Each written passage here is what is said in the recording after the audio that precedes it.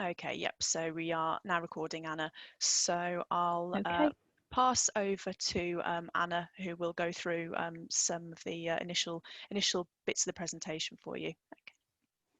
Okay, thank you, Rianne.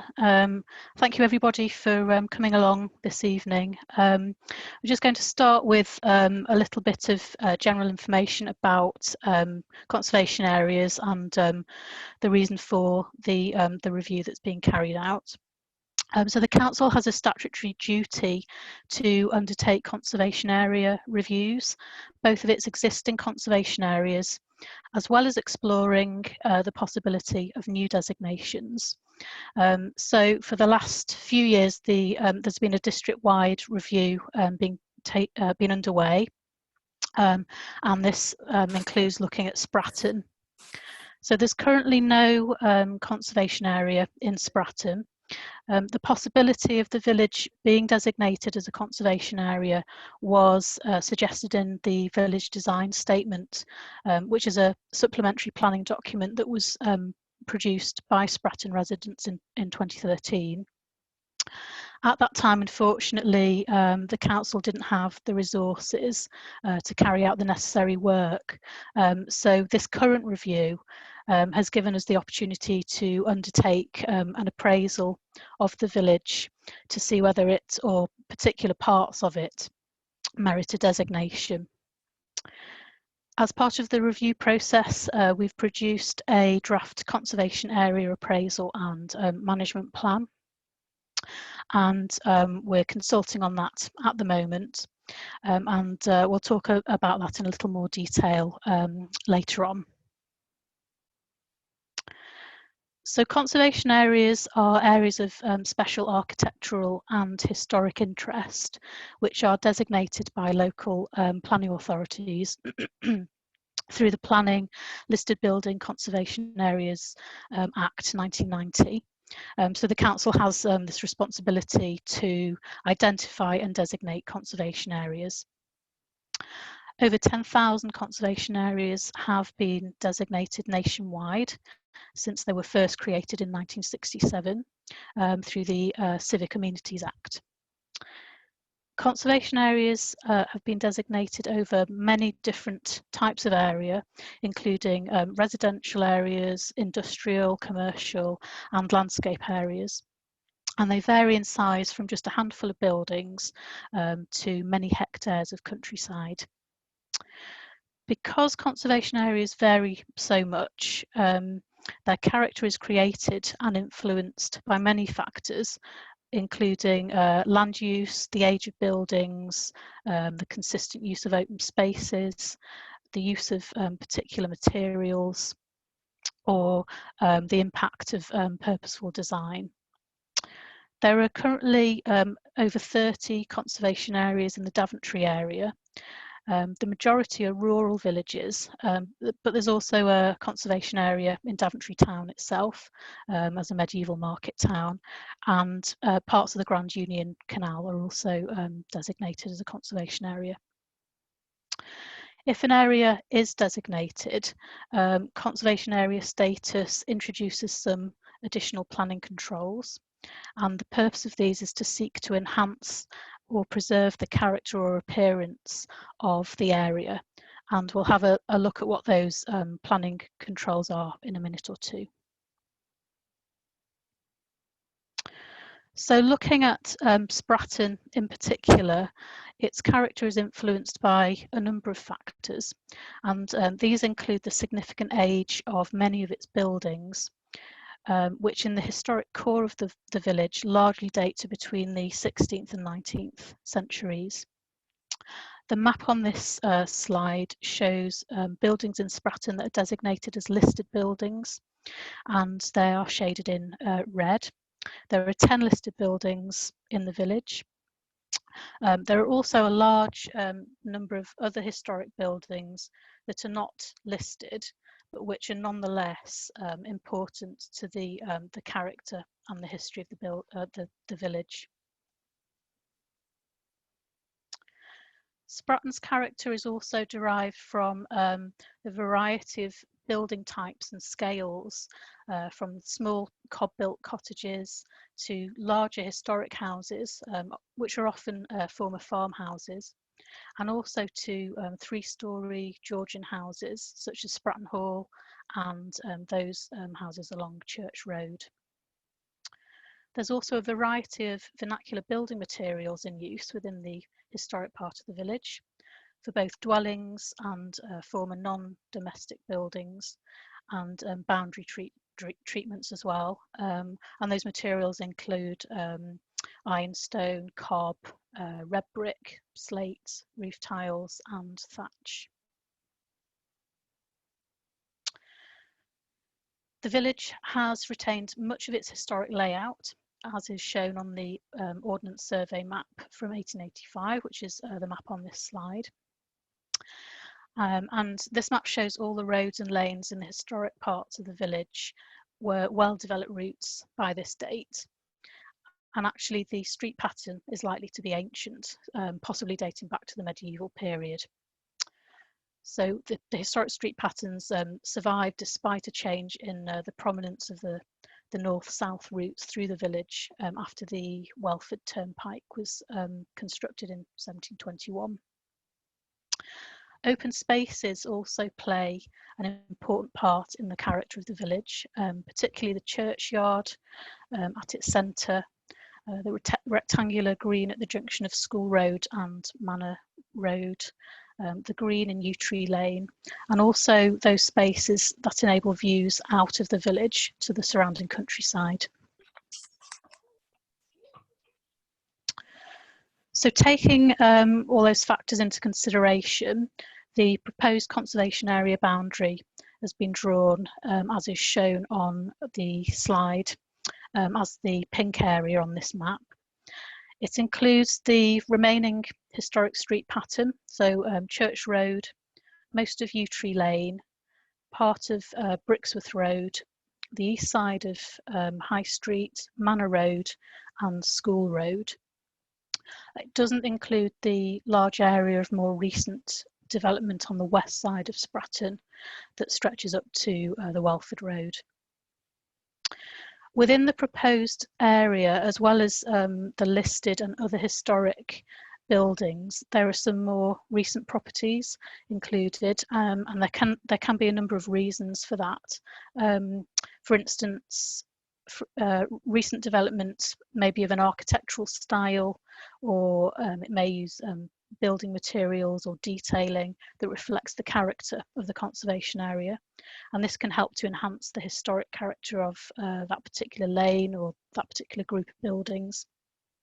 And consequently, it's desirable to include that recent building so their positive contribution is recognised and can be maintained.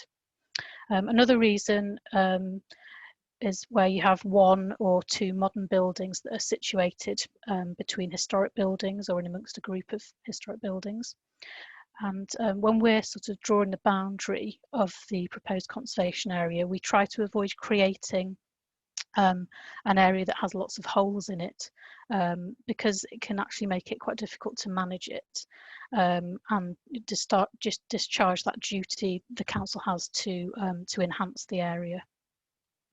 And another reason for including more recent buildings might be that although a building is recent, it might stand on a plot whose boundary is historic and which might have influenced how that particular part of the village has developed over time. And therefore it's desirable to preserve the historic layout.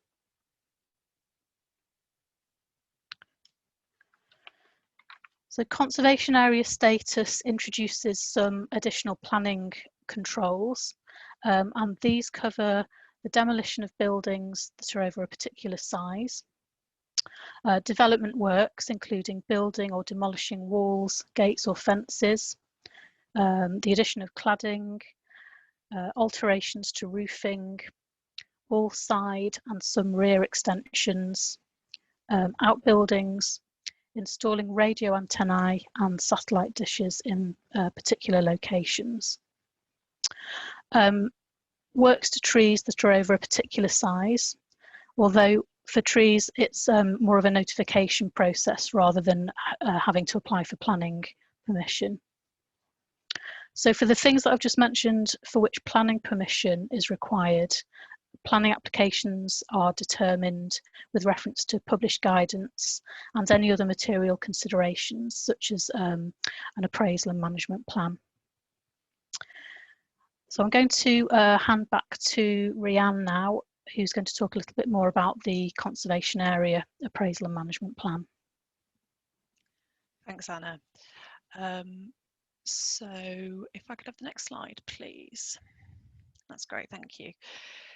So as Anna's already mentioned, conservation areas are designated due to their special interest, and as part of the review we produce a conservation area appraisal and management plan document, and these excuse me, these documents express that special interest of the conservation area and identify what it is that's particularly important about the area, as well as also highlighting any areas that might benefit from enhancements in the future, or any specific threats that could be identified to the character of the conservation area.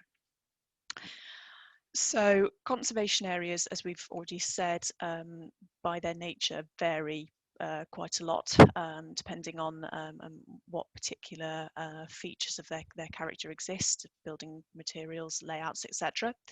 And conservation area appraisals also vary quite a lot from authority to authority, depending on the group that's producing them. But in general, they contain an explanation of the development of the area, so its historic interest, which usually includes any known or possible archaeological interest, the information about the architecture of the local area, and this is usually expressed through building types, styles, materials and ages that Anna's already spoken a little bit about. And the appraisals that we produce also contain information about spatial elements such as views within the conservation area, or of the conservation area, or from it, often out towards the rural setting of most of our conservation areas that are out in the countryside. And we also look at things like open spaces within the conservation area, modes of movement throughout the village, such as public footpaths, and also things like how the public realm contributes to character. So this might be things like street furniture, signage and lighting, and whether it makes a positive or a neutral or a negative effect, has an effect on the conservation area. And altogether, this provides useful information for both applicants and decision makers in assessing whether development or smaller works are appropriate, and whether they will preserve or enhance the conservation area's character and appearance. If I could have the next slide, please, Anna. Sorry, just admit someone. Not very good at multitasking. Okay, so appraisals are adopted by the council as something that's called a supplementary planning document. So as you're probably, most of you are aware, as of today, we are now West Northamptonshire Council, and supplementary planning documents are a widely used type of document. They're not specific to any particular local authority, and so the adoption processes will be the same, and they will still be adopted as supplementary planning documents. And what that means is they are a material consideration in the determination of planning decisions which affect the special interest of a conservation area. And that basically means they have to be taken into account in determining those decisions, those planning decisions. So it also means that they are used, as Anna said, kind of amongst a suite of other documents and guidance, and they sit below what's called the development plan, which is basically local plans and neighbourhood plans. And they sit alongside things like village design statements, for example. And overall, all of those documents together are used to come to balanced planning decisions, depending on the impacts of development on a conservation area's character and appearance. So if I could have the next slide, please, Anna. Thank you. One of the other things that we do as part of our conservation area appraisals is we look at something that's called a local list. And this might be something that some of you might not be familiar with, but effectively a local list is a list of buildings and sites that's held by the council and maintained by the council. And the buildings and sites that are usually nominated to the list are buildings and sites that are locally special. So they usually would not meet the criteria for statutory listing.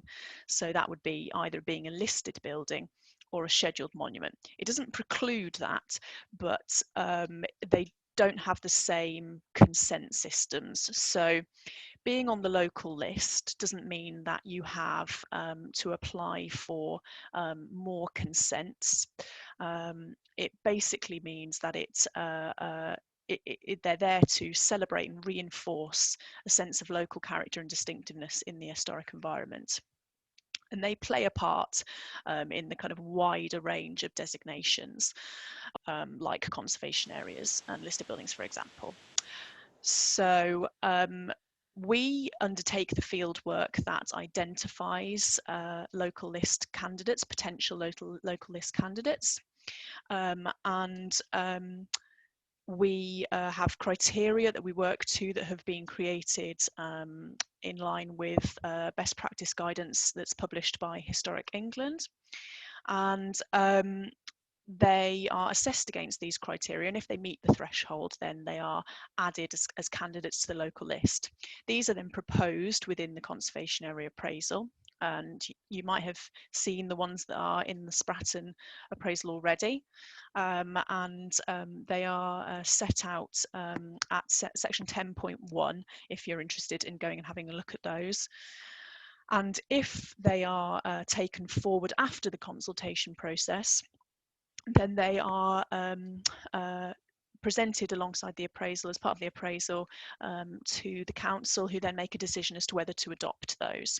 And if they get adopted, then they go on to the what will be the part of the West Northamptonshire local list, and then in the future any planning decisions that affect their special interest are determined with reference to the information in the conservation area appraisals that possibly would be adopted, and also there is a national and local policy that goes along with making those planning decisions that specifically affect buildings on a local list.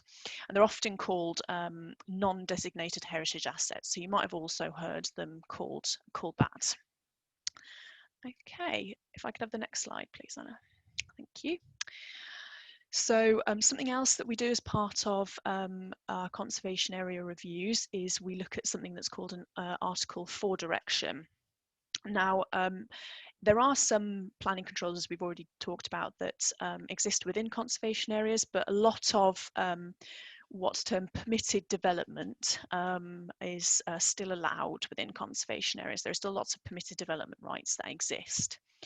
And that means that a lot of minor developments, such as certain domestic alterations and certain extensions, for example, can be normally carried out without planning permission.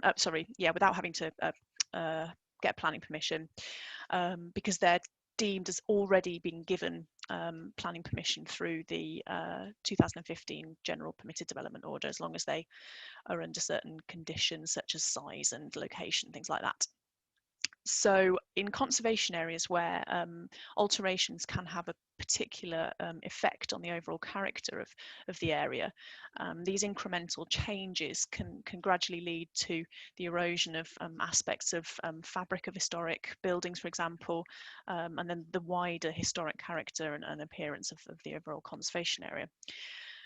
And Article 4 of the General Permitted Development Order gives local planning authorities the power to limit permitted development rights where they consider it necessary to protect the local amenity of the conservation area.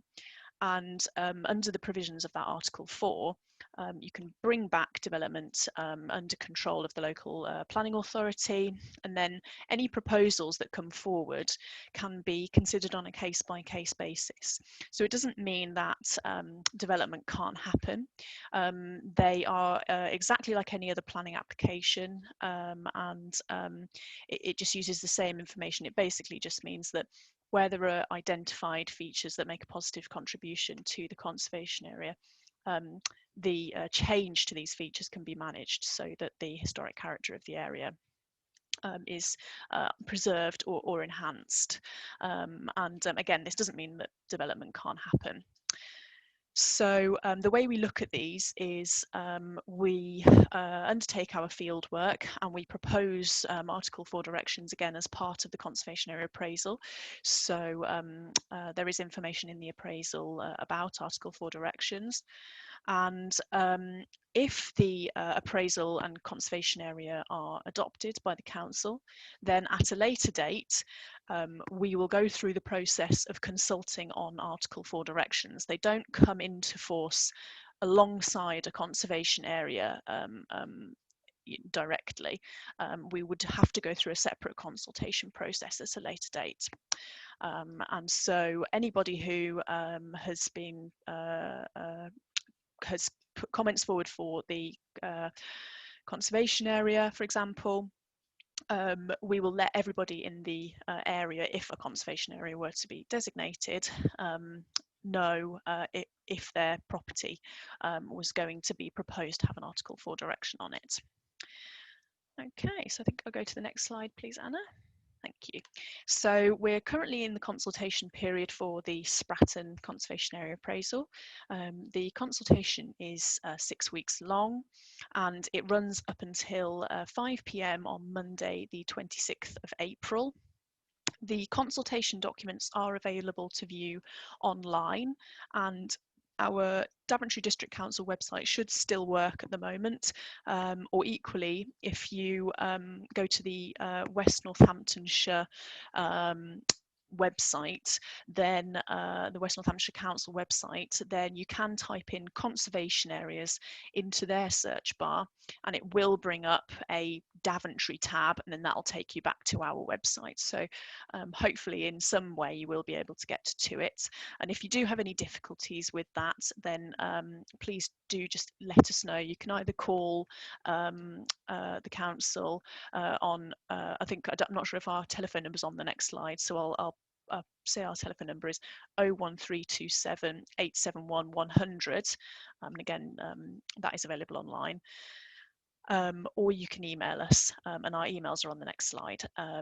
So the consultation documents are online, and you can also have a look at our online survey, which you can comment via that medium, or you can email us, or send in your comments by post.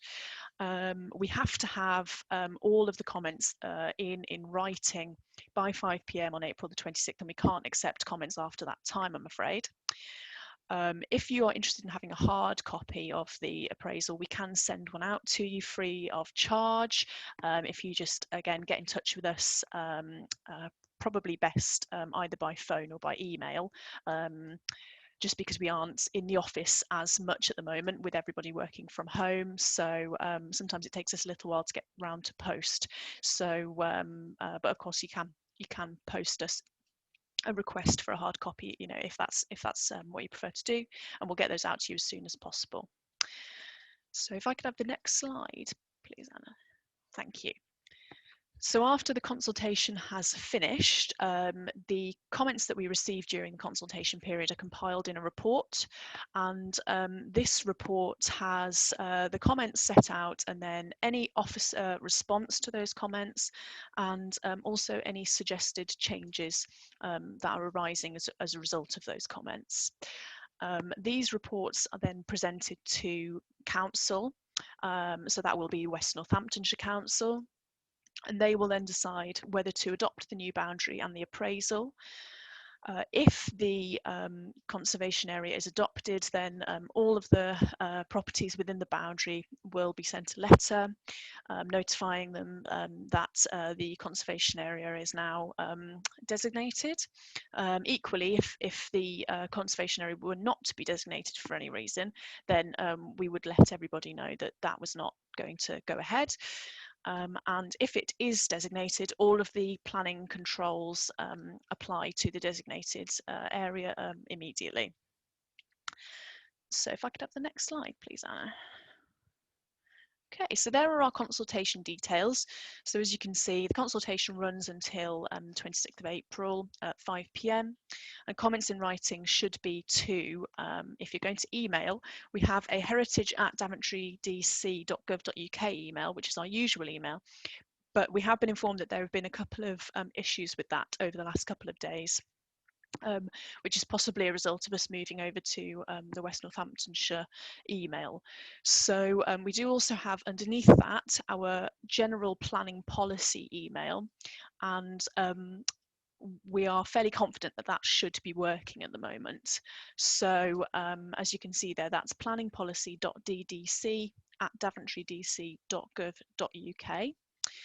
If you try to send in comments through that and you are having trouble, then please do let us know. Again, you can give us a ring, and our number is 01327871100.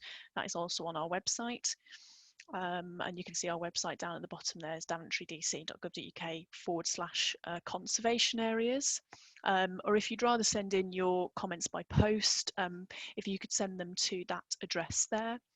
And as I said, this meeting is being recorded, so if you need to go back and have a look at that address, then that'll be there in the recording. And I believe there is also an address in our document as well. So it'll be ever so slightly different because it will refer to Daventry District Council, but it will still get to us. So don't worry about that. That should be fine. So I think that's the end of the presentation. So we've had some questions submitted prior to the meeting, and we're just going to take some time to answer those.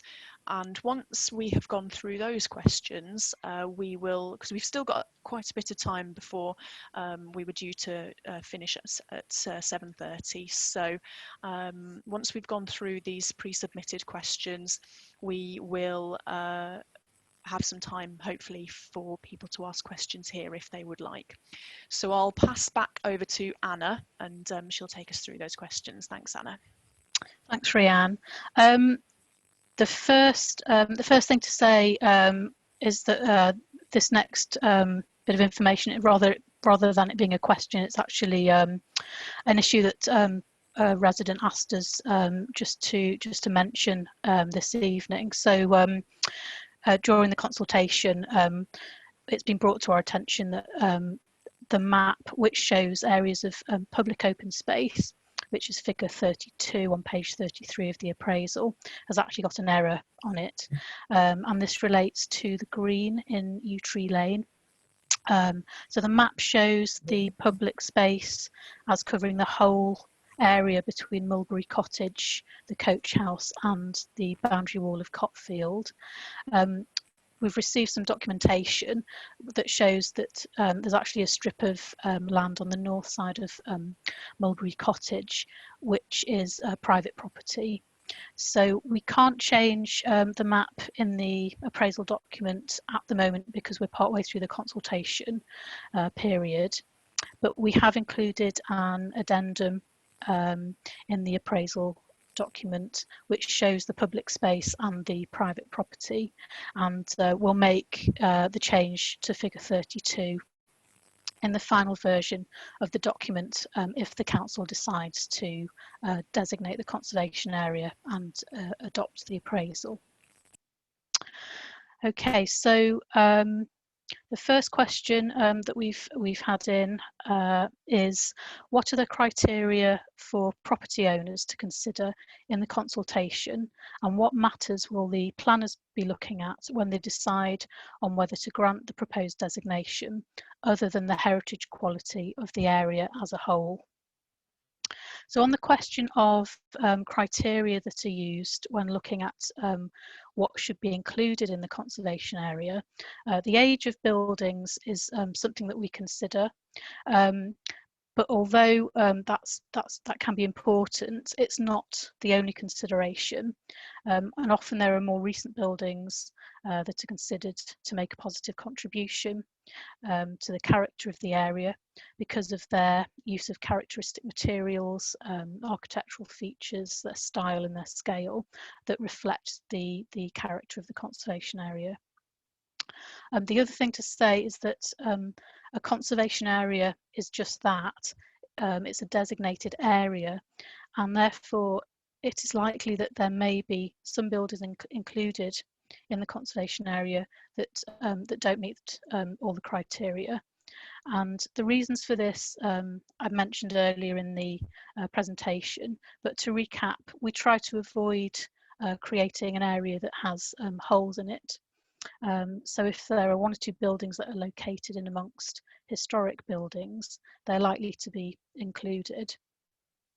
One of the duties of the council is to enhance the conservation area. So including a recent building that stands next to a historic building can provide the opportunity to do this.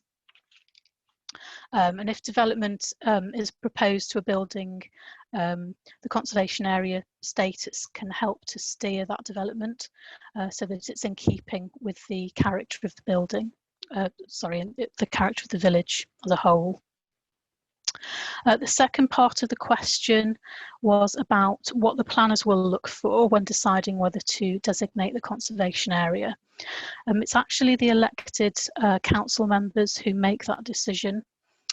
They will look at the proposed boundary to see if it's justified based on the information that's in the draft appraisal and management plan.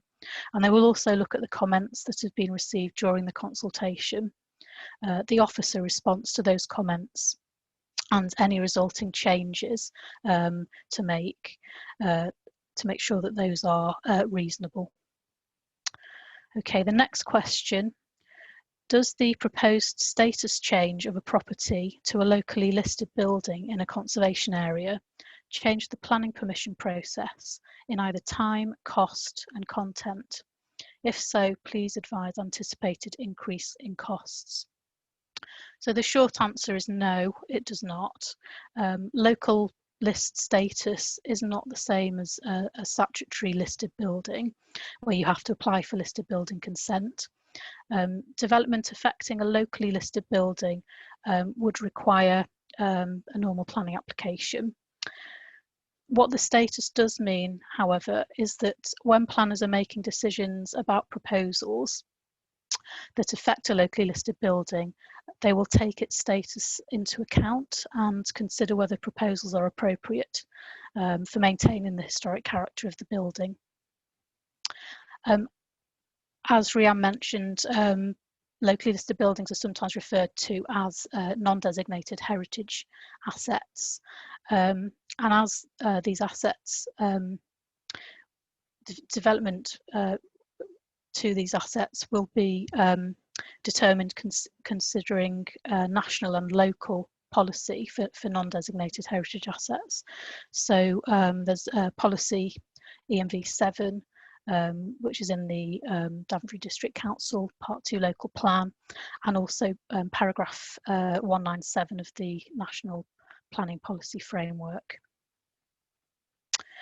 The next question is, does the removal of permitted development rights mean that a planning application is required for simple things such as putting up a TV aerial on a chimney, or putting up trellis against a wall, or solar panels on the roof? Is there a sliding scale for planning application requests? So only particular permitted development rights are removed through conservation area status, which we've mentioned during the presentation. They're also on the conservation page of our website and also on page 7 in the draft appraisal and management plan.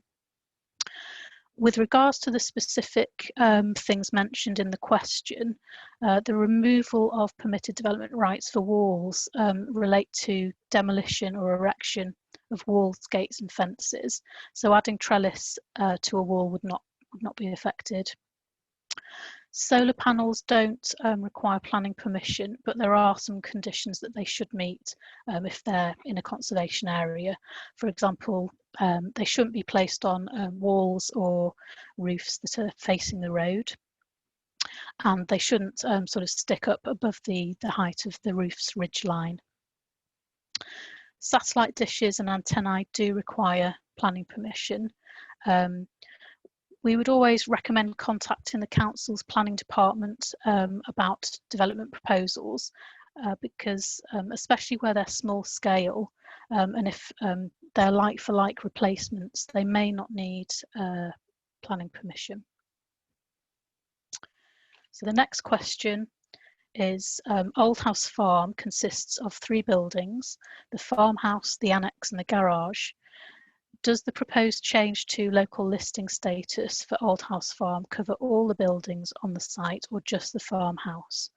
Note that neither the annex nor the garage block have any architectural or historic merit and are relatively recent constructs. So just to confirm, it is just the farmhouse itself that is proposed to be added to the local list in that group of buildings. But if any changes were proposed to the annex and or the garage that require planning permission, the planners would consider the impact of those proposals on the setting of the locally listed building. And by the setting, we mean the surroundings in which it's located and experienced. The next question is, does local listing impact on internal alterations? No, it doesn't, because local listed status doesn't bring with it any requirements for planning permission in addition to those controls which are conveyed by conservation area status. And conservation area designation doesn't confer controls over any internal changes. So the next question is it proposed that buildings identified for local listing will be surveyed by the council prior to becoming listed? So on the whole, buildings that are put forward for local listing have been observed, usually from public space, and where possible, historical research has been carried out, for example, looking at historic mapping, historic photographs, and any other publicly accessible documentation. And this is undertaken as part of the field work which informs the appraisal document and the proposals for the conservation area. And that information is then set against a set of criteria that have been adopted by the council, which are also based on Historic England guidance. And if the building meets those criteria, then it is put forward for the local list. Another question about local listing: is a local listing enforced on property owners, or do they have the right to reject it?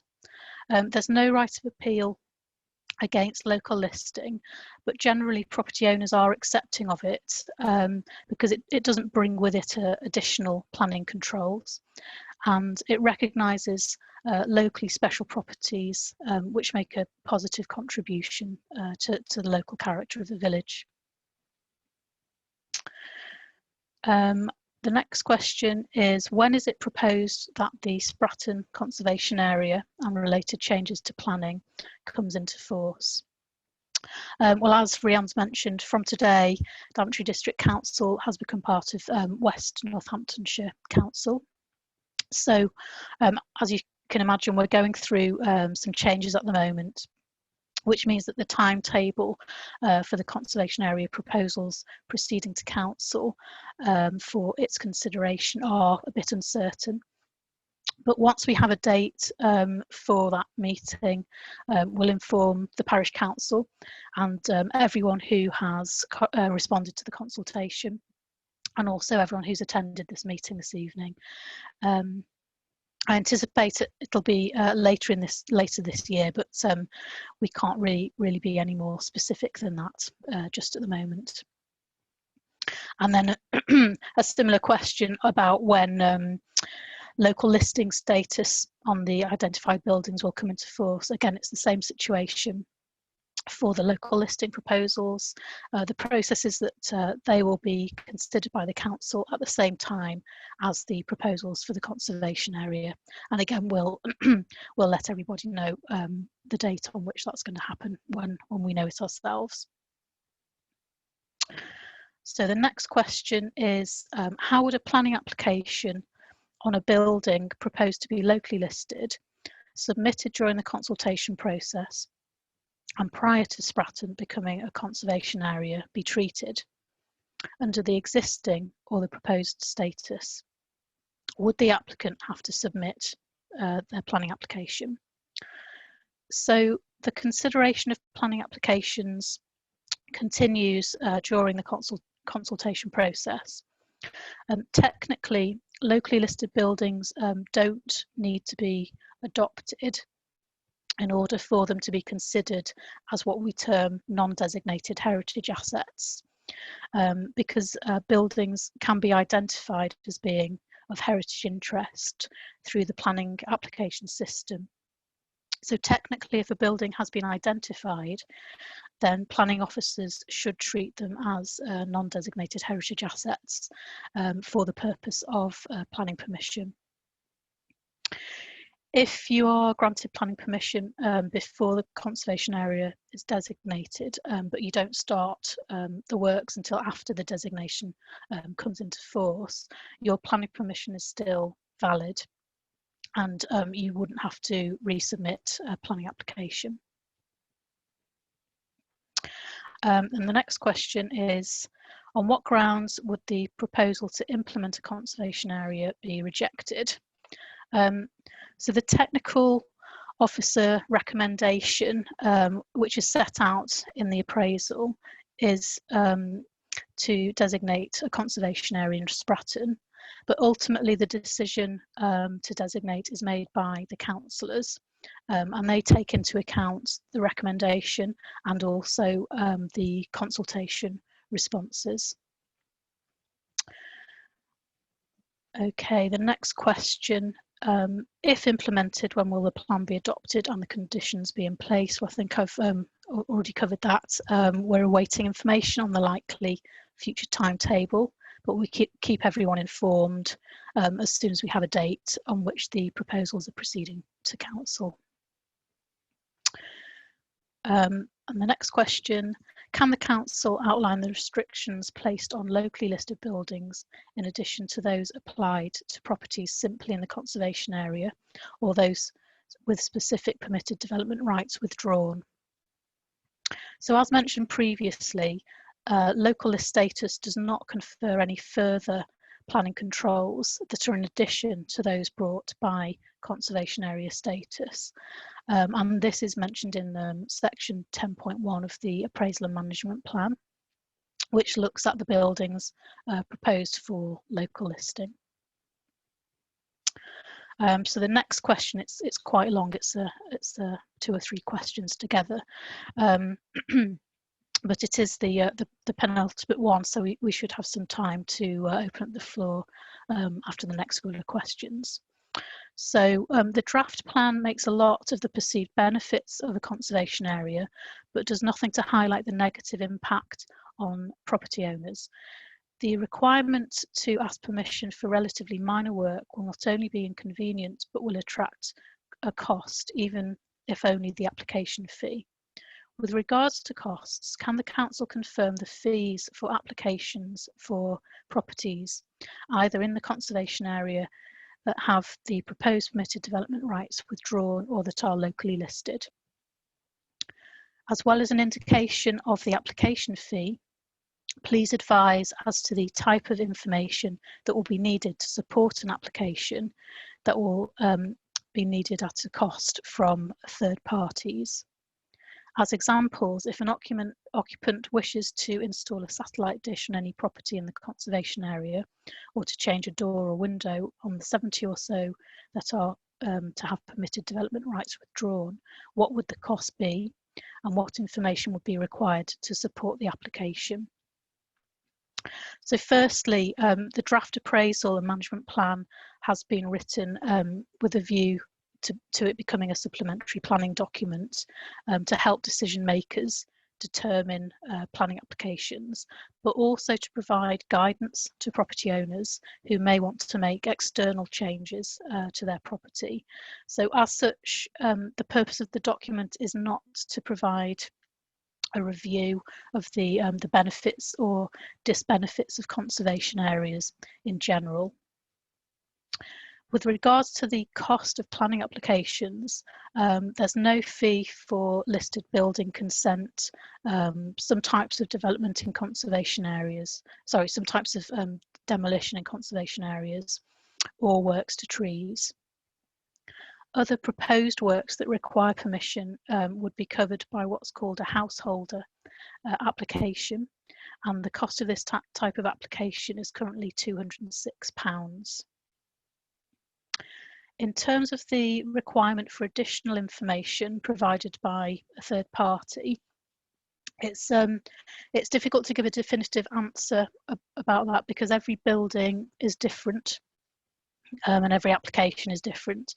But a proportionate statement of how the development would affect the special interest or the setting of the conservation area would be required for most planning applications.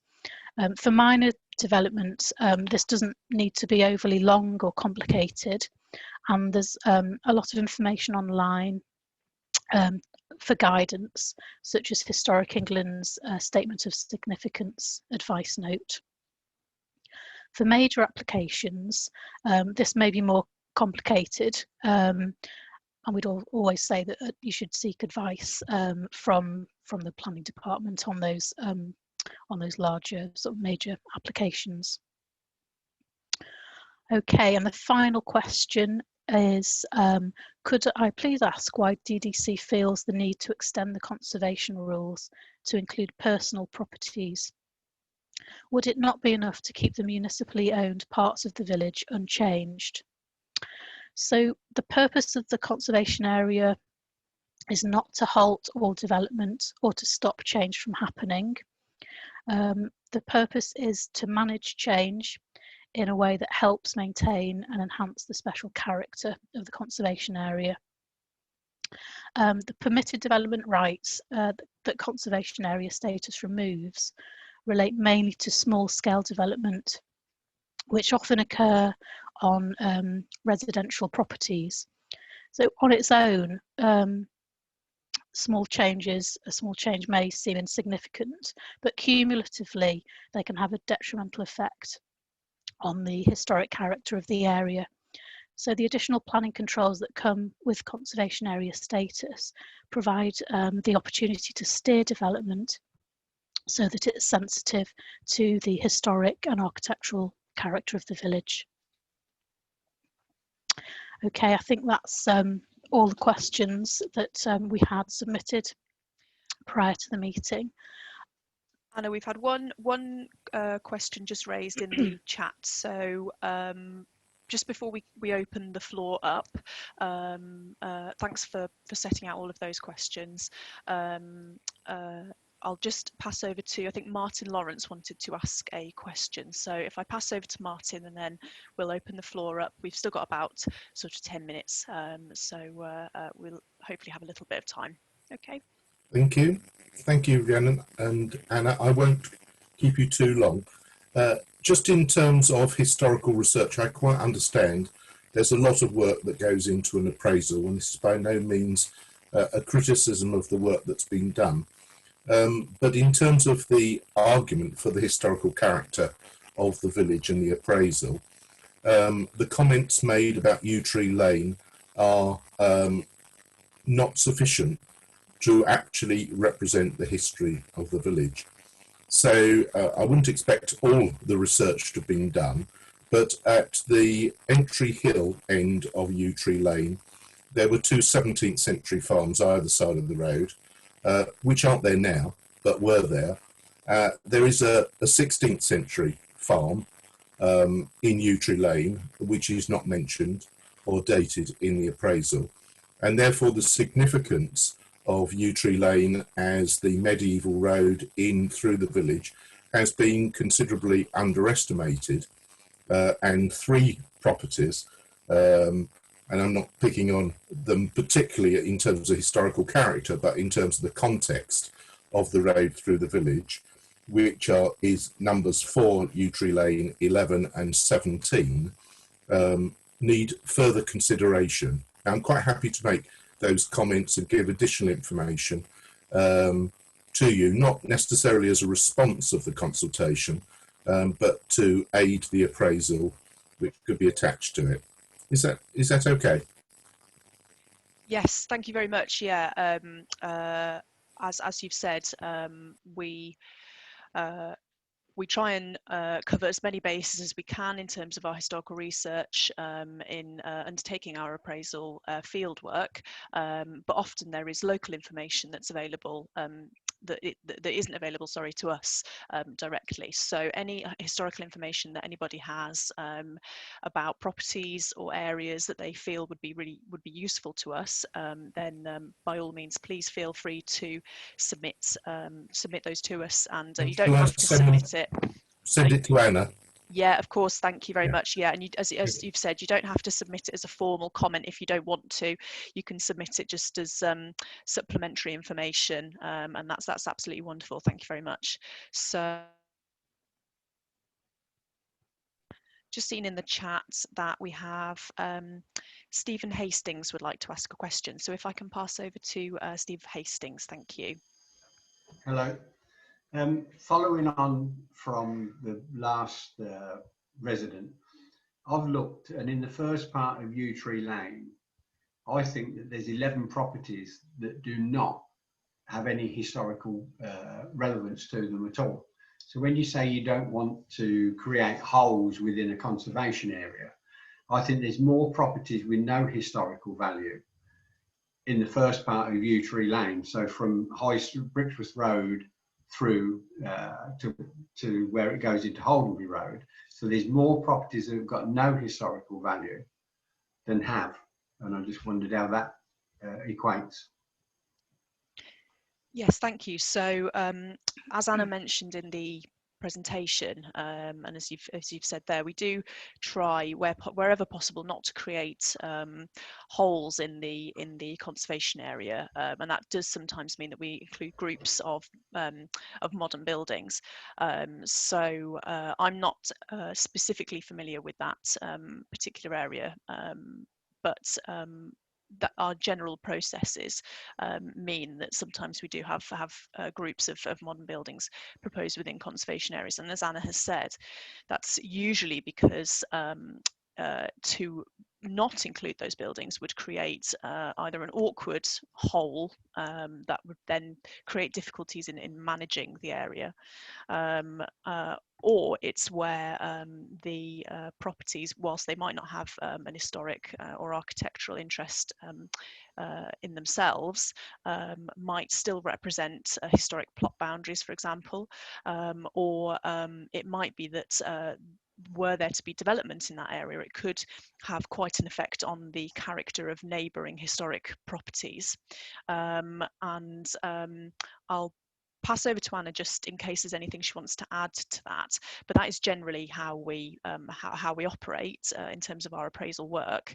And if you wanted to ask any more specific questions about that, and this is also just to anybody, if you don't get an opportunity to ask a question tonight or don't want to, then you can email us with more specific information after this session. So yeah, I'll just pass over to Anna just in case she wants to add anything to that. Yeah, just to reiterate that sometimes some of the more recent properties that are included are because they are actually constructed from sort of characteristic materials. So there are some more recent properties in Yew Tree Lane that I can think of that are constructed using sort of ironstone, which really sort of complements the historic character of that lane. If you want to send me some information about the specific buildings that you're talking about, then by all means, if you want to email me that information, then I'll have another look at it, and I can get back to you and perhaps give you a bit more of an explanation as to why those particular properties are in the conservation area. Okay, thank you. I'll send you some photos. Okay, thank you. Okay, so if anyone else would like to ask a question, then please, by all means, feel free to unmute yourself and ask. Otherwise, you can, as I said, send us an email or get in touch with us afterwards.